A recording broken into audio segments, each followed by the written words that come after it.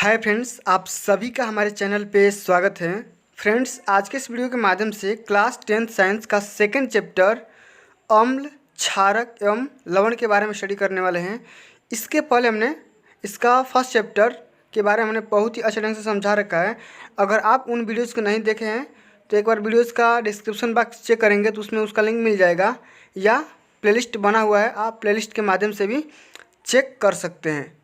तो चलिए आज की इस वीडियो के माध्यम से हम सेकंड चैप्टर पढ़ेंगे अम्ल, क्षारक एवं लवण के बारे में। तो जैसा कि आप यहाँ पे चैप्टर का नाम देख पा रहे हैं, चैप्टर का नाम है क्या? अम्ल, क्षारक एवं लवण। तो सबसे पहले हम समझेंगे कि अम्ल क्या होता है और ये कितने प्रकार के होते हैं, इसका एग्जाम्पल क्या होता है।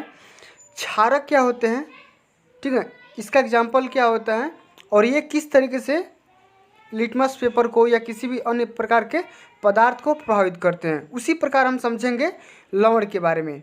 तो वीडियो बहुत ही ज़्यादा मोस्ट इम्पोर्टेंट है, वीडियो को शुरू से एंड तक देखना है, इसको छोड़ के नहीं जाना है। और वीडियो पसंद आए तो वीडियो को लाइक करना है, ज़्यादा से ज़्यादा इस वीडियो को शेयर करना है। और अभी तक आपने मेरे चैनल ऑनलाइन स्टडी सीरीज़ को सब्सक्राइब नहीं किए हैं तो सब्सक्राइब करके साथ में सारे बेल आइकन प्रेस जरूर कर लीजिएगा। तो चलिए सबसे पहले हम समझेंगे अम्ल यानी कि एसिड के बारे में। ठीक, तो अम्ल क्या होते हैं? कई बार एग्जाम में पूछा जाता है कि अम्ल किसे कहते हैं, इसका एग्जाम्पल क्या होता है, ठीक ना। तो एसिड ये स्वाद में खट्टे होते हैं। अम्ल क्या होते हैं? ये स्वाद में खट्टे होते हैं। ये नीले लिटमस पेपर को लाल रंग में बदल देते हैं, लाल में बदल देते हैं, ठीक ना। सबसे पहले हम बोलेंगे अम्ल क्या होते हैं। तो अम्ल स्वाद में खट्टे होते हैं और ये नीले लिटमस को लाल कर देते हैं, और ये जलीय विलयन में हाइड्रोजन आयन H+ आयन देते हैं।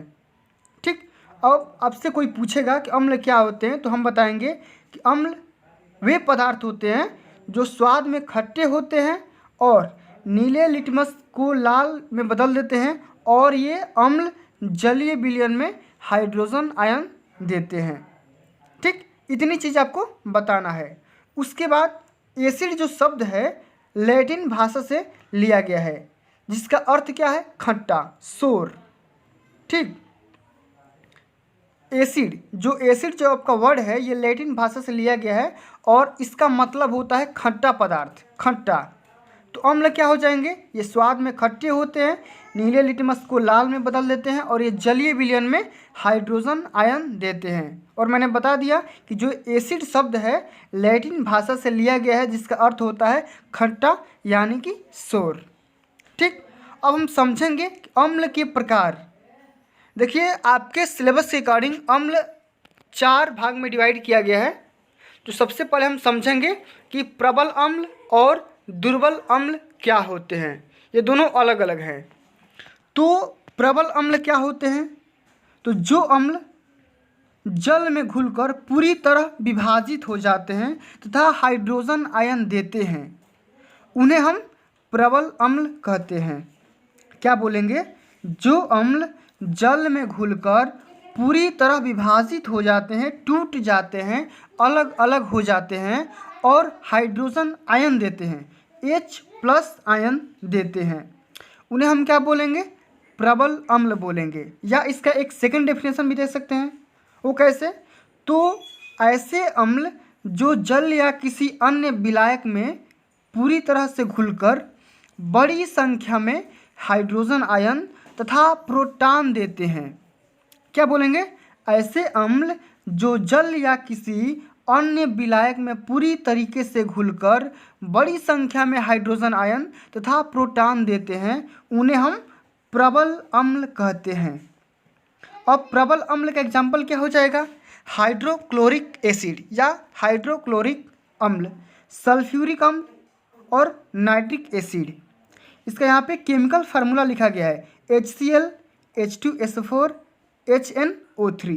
ठीक, ये सब क्या है? तो प्रबल अम्ल के एग्जाम्पल हैं। समझ गए? एक बात और कि पूछ देगा एग्जाम में, पूछता है कि अम्ल का pH मान कितना होता है। तो आपको हमेशा याद रखना है कि अम्ल का pH मान 7 से कम होता है। ठीक, अम्ल का pH मान कितना होता है? तो 7 से कम होता है। ठीक, अब हम समझेंगे कि दुर्बल अम्ल क्या होते हैं। तो दुर्बल अम्ल का परिभाषा सेम टू सेम वही देंगे, ऐसे अम्ल जो जल में पूरी तरह से न घुलकर कुछ ही भाग विभाजित होते हैं तथा हाइड्रोजन आयन देते हैं। ये प्रबल अम्ल क्या होते हैं, ये जल में पूरी तरीके से घुल जाएंगे और हाइड्रोजन आयन देंगे, साथ में प्रोटॉन देंगे। ठीक, लेकिन ये दुर्बल अम्ल क्या होते हैं, तो ऐसे अम्ल जो जल में पूरी तरह न घुलकर कुछ ही भाग विभाजित करते हैं। सबसे पहले ये तो जल में पूरी तरीके से घुलेंगे नहीं और इनका संपूर्ण भाग टूटेगा भी नहीं, समझ गए। उसके बाद क्या करेंगे, ये हाइड्रोजन आयन देंगे। तो ऐसे पदार्थ को हम क्या बोलेंगे, दुर्बल अम्ल बोलेंगे। और दुर्बल अम्ल का एग्जाम्पल क्या हो जाएगा, लैक्टिक एसिड, ऑक्जेलिक एसिड या CH3COOH। समझ गए, ये सब क्या है, दुर्बल अम्ल के एग्जाम्पल हैं। समझ गए। अब हम समझेंगे कि सांद्र अम्ल क्या होते हैं। तो सांद्र अम्ल, जब किसी अम्ल का विलय जल में किया जाता है, विलय मतलब मिलाना, घुलाना, मिला देना, ठीक ना। जब किसी अम्ल का विलय जल में किया जाता है जिसमें जल की मात्रा बहुत ही कम तथा अम्ल की मात्रा अधिक हो। सुनिएगा क्या बोला जा रहा है, सांद्र अम्ल। सांद्र में क्या होगा, इसमें जल की मात्रा क्या होगी, बहुत कम होगी और अम्ल की मात्रा ज़्यादा होगी। सांद्र में जल की मात्रा कम होगी और अम्ल की मात्रा ज़्यादा होगी। तो ऐसे अम्ल को हम क्या बोलेंगे, सांद्र अम्ल बोलेंगे। समझ गए। जब किसी अम्ल का विलय जल में किया जाता है जिसमें जल की मात्रा बहुत कम तथा अम्ल की मात्रा बहुत ज़्यादा हो, तो ऐसे अम्ल को हम क्या बोलेंगे, सांद्र अम्ल। जिसमें अम्ल की मात्रा अधिक में होता है और जल की मात्रा अल्प मात्रा में होता है, तो ऐसे अम्ल को हम क्या बोलेंगे, सांद्र अम्ल बोलेंगे। समझ गए। अब तनु अम्ल क्या होता है, तो जिसमें अम्ल अल्प मात्रा में उल्टा हो जाएगा, अपोजिट हो जाएगा, सांद्र के उल्टा तनु हो जाएगा, जिसमें अम्ल अल्प मात्रा में और जल अधिक मात्रा में होता है। तो इसका एग्जाम्पल किस तरीके से देंगे, डेफिनेशन, कि जब किसी अम्ल का विलय जल में किया जाता है जिसमें बहुत कम मात्रा में अम्ल तथा अधिक मात्रा में जल होता है, तो ऐसे अम्ल को हम तनु अम्ल कहते हैं। समझ गए। आइए अब हम समझते हैं क्षारक के बारे में, यानी कि बेस क्या होते हैं। ठीक, तो ये स्वाद में कड़वे होते हैं। ठीक, ये लाल लिटमस को नीले में बदल देते हैं। ये जलीय विलयन में OH- आयन देते हैं। क्या बोलेंगे, तो ऐसे पदार्थ जो स्वाद में कड़वे होते हैं और ये लाल लिटमस को नीले में बदल देते हैं और ये जलीय विलयन में OH- आयन देते हैं। क्या देते हैं, ये जलीय विलयन में OH- आयन देते हैं। ठीक, अब इसका भी दो टाइप का होता है, प्रबल अम्ल, प्रबल क्षार, प्रबल अम्ल सॉरी यहाँ पे प्रबल क्षारक और दुर्बल क्षारक। तो प्रबल क्षारक क्या होते हैं। ठीक, तो ऐसे क्षारक जो जलीय विलयन में अधिक मात्रा चाहे अधिक OH आयन देते हैं। क्या बोलेंगे, ऐसे क्षारक जो जलीय विलयन में अधिक OH की मात्रा सबसे ज़्यादा होगा प्रबल में, प्रबल है ना, मजबूत है ना, तो OH आयन की मात्रा ये सबसे ज़्यादा देगा। तो इस प्रकार के क्षारक को हम क्या बोलेंगे, प्रबल क्षारक। इसके example potassium hydroxide, sodium hydroxide, ठीक, या CaOH चूना का, ये सब क्या है, तो प्रबल क्षारक हैं। समझ गए। अब दुर्बल क्षारक क्या होते हैं, तो ये सब क्या होंगे, ये कम OH आयन देगा। क्या करेगा, इसका अपोजिट करेगा, ये OH आयन की मात्रा कम देगा। तो इसका किस तरह से डेफिनेशन बोलेंगे, तो जलीय विलयन में कम OH आयन देने वाले क्षारक को हम दुर्बल क्षारक कहते हैं। समझ गए। क्या बोलेंगे, जलीय विलयन में कम OH आयन देने वाले क्षारक को हम दुर्बल क्षारक कहते हैं। दुर्बल क्षारक एग्जाम्पल NH4OH। ठीक, समझ गए। अब हम समझते हैं क्षार, एल्कली क्या होते हैं। क्षार को आप किस तरीके से परिभाषित करेंगे? तो जल में घुलनशील क्षारक, जो भी हमने क्षारक के बारे में स्टडी किया, क्षारक दो प्रकार के होते हैं, प्रबल क्षारक, दुर्बल क्षारक। तो कोई जल में कम घुलेगा, कोई जल में ज़्यादा घुलेगा। तो ऐसे क्षारक जो जल में घुल जाते हैं, जल में घुलनशील क्षारक को ही हम क्या बोलते हैं? क्षार बोलते हैं, एल्कली बोलते हैं। एग्जाम्पल के तौर पे NaOH, KOH, MgOH ट्वाइस। समझ गए? सब क्या हो जाएंगे? तो एल्कली यानी कि क्षार हो जाएंगे। अब लवण क्या होता है? साल्ट। साल्ट क्या होता है? तो लवण अम्ल व क्षार की परस्पर अभिक्रिया से प्राप्त होता है।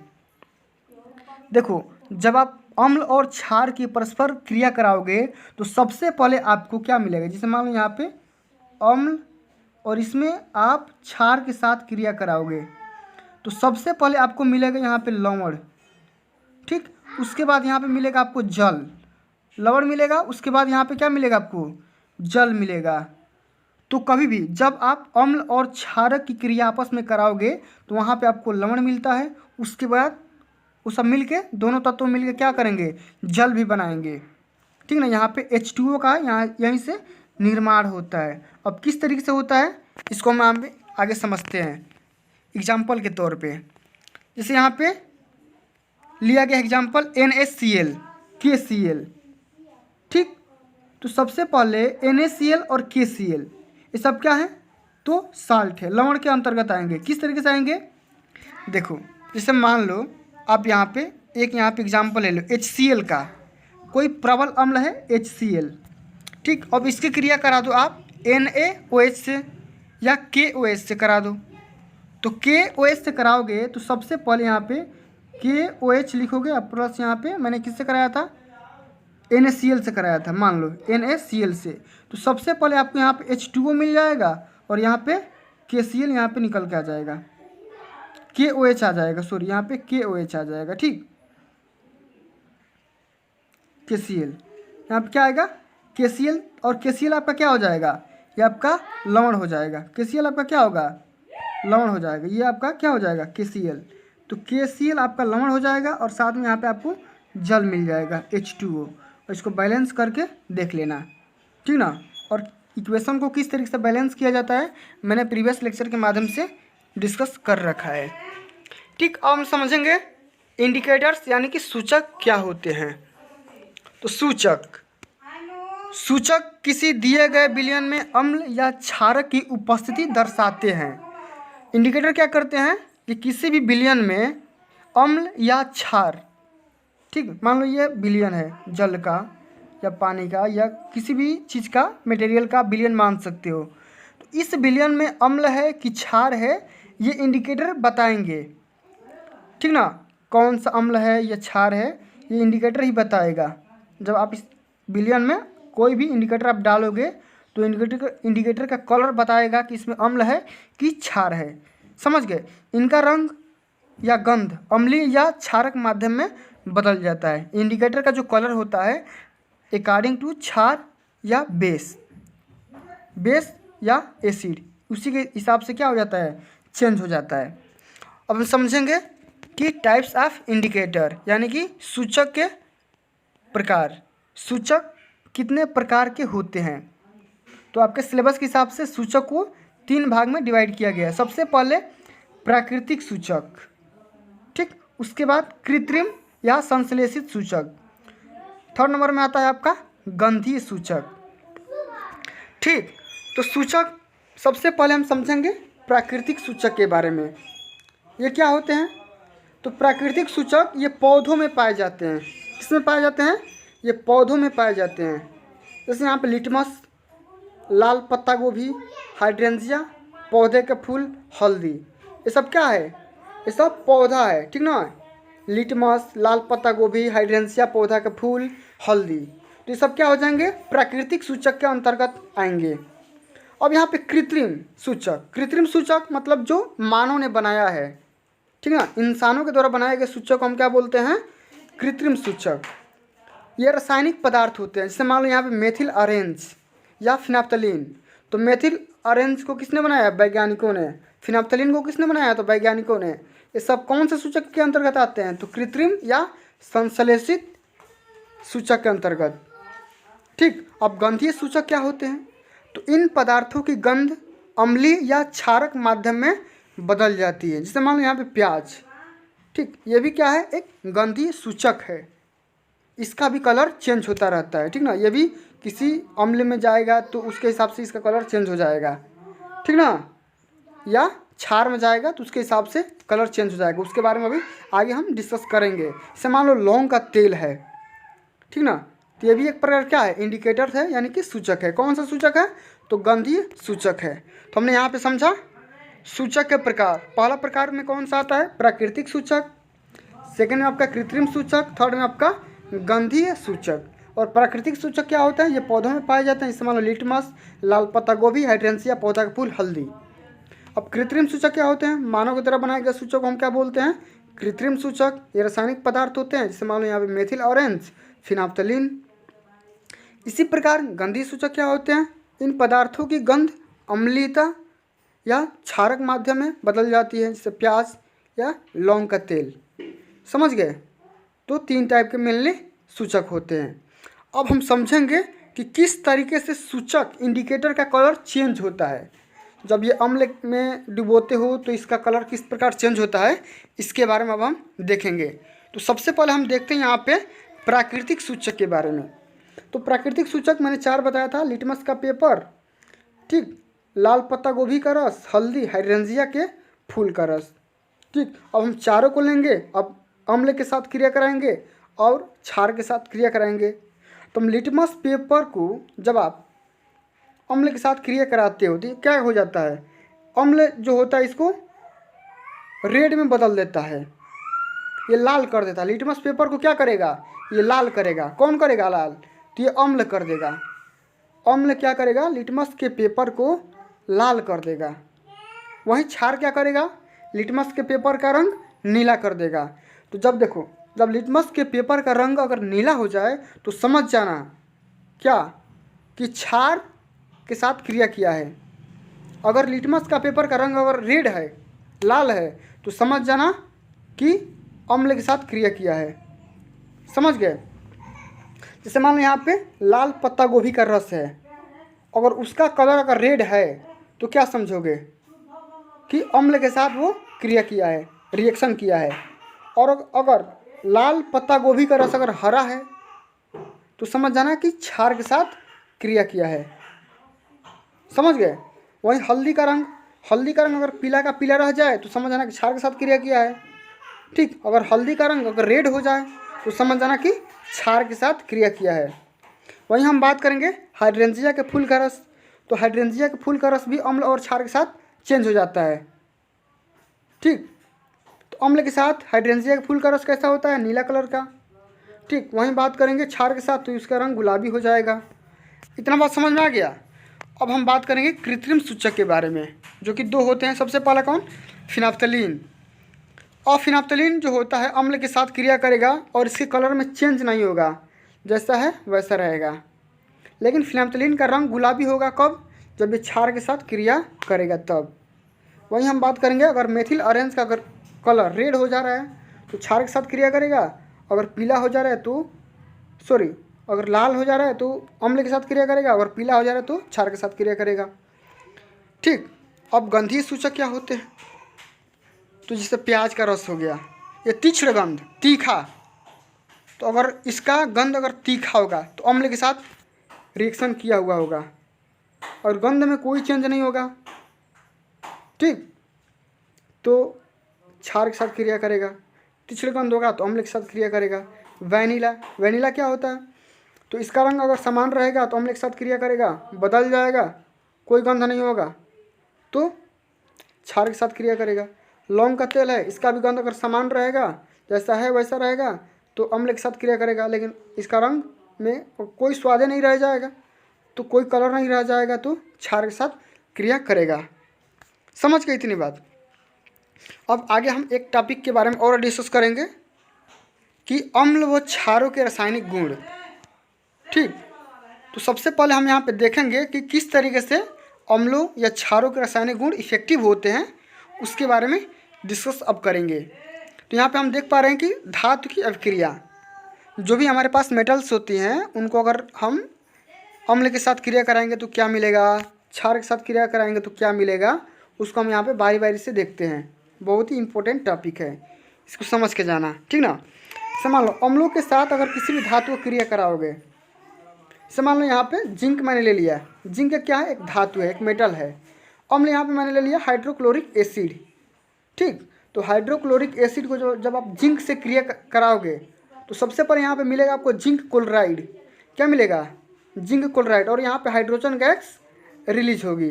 क्या होगी भाई, यहाँ पे हाइड्रोजन गैस रिलीज होगी। तो जब भी आप किसी भी धातु के साथ क्रिया कराओगे अम्ल को, तो हमेशा उसका क्लोराइड मिलेगा यहाँ पे, ठीक ना, उसका कुछ ना कुछ यहाँ पे अवशेष मिलेगा और साथ में हाइड्रोजन गैस रिलीज होगी, हमेशा रिलीज होगी, ठीक ना।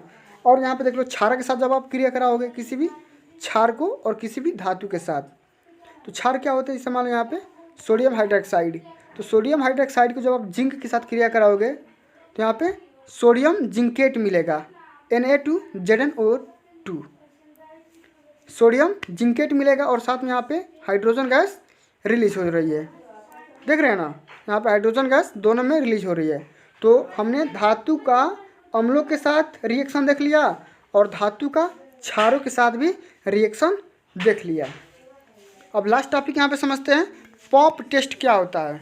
तो पॉप टेस्ट, हाइड्रोजन गैस से निहित प्रखनली के पास जब एक जलती हुई मोमबत्ती लाई जाती है तो पॉप की ध्वनि उत्पन्न होती है, पॉप की ध्वनि उत्पन्न होती है।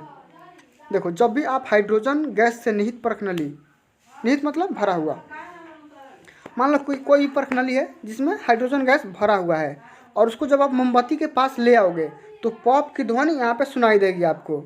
और इसी टेस्ट को हाइड्रोजन की उपस्थिति दर्शाने के लिए प्रयोग किया जाता है, ठीक ना। इस टेस्ट को हाइड्रोजन की उपस्थिति, कि हाइड्रोजन प्रेजेंट है कि नहीं प्रेजेंट है। तो देखो कोई पूछेगा पॉप टेस्ट किसके प्रयोग के लिए करते हैं, तो हम पॉप टेस्ट का उपयोग हम हाइड्रोजन की उपस्थिति दर्शाने के लिए हम करते हैं, समझ गए।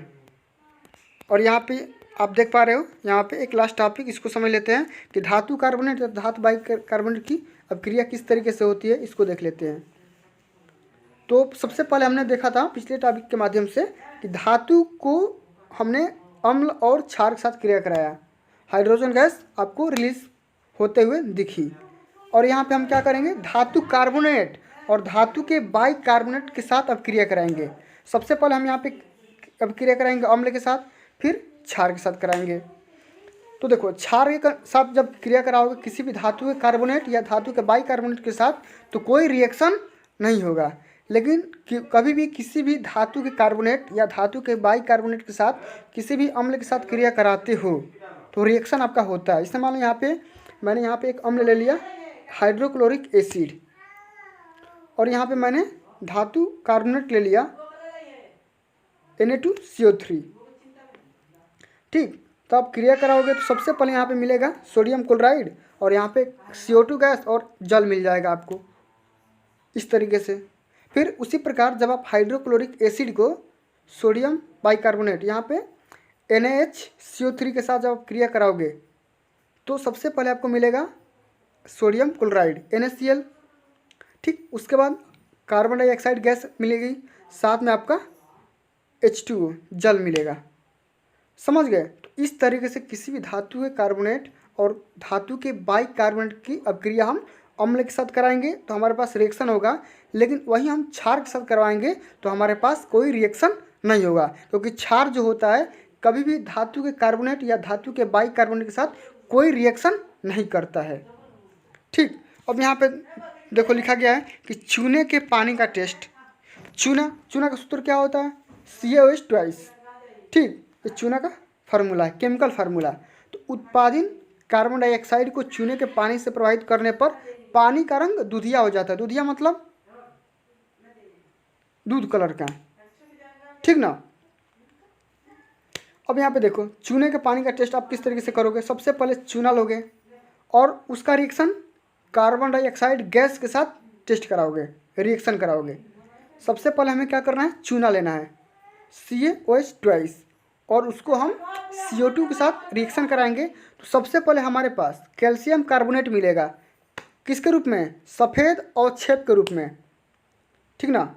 वाइट प्रेसिपिटेट जो होता है उसके रूप में आपको कैल्शियम कार्बोनेट मिलेगा और साथ में आपको यहाँ पे जल मिलेगा, जल जो कि ऊपर होगा। और जो तली में होगा, बर्तन के तली में होगा, अवक्षेप मतलब क्या होता है? बर्तन के तली के नीचे बैठ जाना। जैसे मान लो कि बालू जो होता है बर्तन के नीचे बैठ जाता है तो बालू क्या हो जाएगा? प्रेसिपिटेट, अवक्षेप हो जाएगा, समझ गए। तो यहाँ पे चूना का रंग जो आपका सफ़ेद अवक्षेप के रूप में प्राप्त हो जाएगा, साथ में आपको जल मिल जाएगा। और अधिक मात्रा में CO2 प्रवाहित करने पे क्या हो जाएगा? जल में घुल जाएगा, ये समझ गए। अधिक मात्रा में जल के साथ अब जब क्रिया करा दोगे कैल्शियम कार्बोनेट को तो ये क्या करेगा? जल में घुलनशील हो जाएगा, ये जल में मिल जाएगा, समझ गए। तो फ्रेंड्स आज के लिए बस इतना ही। अगली टॉपिक के माध्यम से, अगले लेक्चर के माध्यम से हम समझेंगे कि अम्ल एवं क्षारक की परस्पर अभिक्रिया किस प्रकार होती है। अम्ल और क्षारक आपस में किस प्रकार रिएक्शन करते हैं, कौन कौन सी अभिक्रियाएँ होती है, उदासीनीकरण अभिक्रियाएँ होती है, बहुत सी टाइप की अभिक्रियाएँ होती है, ठीक ना। तो उसका रिएक्शन हम देखेंगे अगले लेक्चर के माध्यम से। आज के लिए बस इतना ही, मिलते हैं अगली वीडियो में। अगर ये लेक्चर आपको समझ में आया होगा, पसंद आया होगा तो लेक्चर पे लाइक करना, ज़्यादा से ज़्यादा शेयर करना। और अभी तक आपने मेरे चैनल को सब्सक्राइब नहीं किया है तो सब्सक्राइब करके साथ में सारे बेल आइकन भी प्रेस जरूर कर देना। मिलते हैं अगली वीडियो में, तब तक के लिए जय हिंद, जय भारत, वंदे मातरम।